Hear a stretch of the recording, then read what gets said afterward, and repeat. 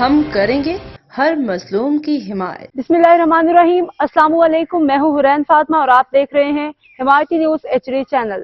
نظر ڈالتے ہیں آج کی اہم خبروں پر۔ 5 روزہ انسداد پولیو مہم کامیابی سے مکمل۔ 1,83,000 بچوں کو پولیو سے بچاؤ کے قطرے پلائے گئے۔ اسسٹنٹ کمشنر چونیا طلحہ انوار نے صحافیوں کو بتایا کہ محکمہ صحت کی ٹیموں نے tehsil head quarter hospital, rural health centres اور دیگر ہیلتھ سینٹر پر بچوں کو پولیو کے قطرے پلانے میں بھرپور کردار ادا کیا۔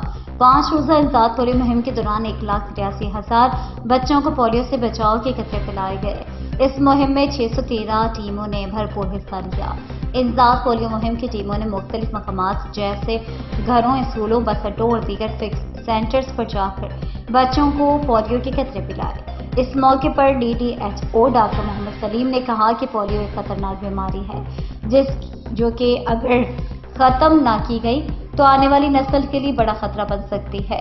عوام سے اپیل کی گئی ہے کہ وہ پولیو ٹیموں کے ساتھ تعاون کریں اور اپنے بچوں کو پولیو سے محفوظ رکھنے کے لیے قطرے ضرور پلایا کریں۔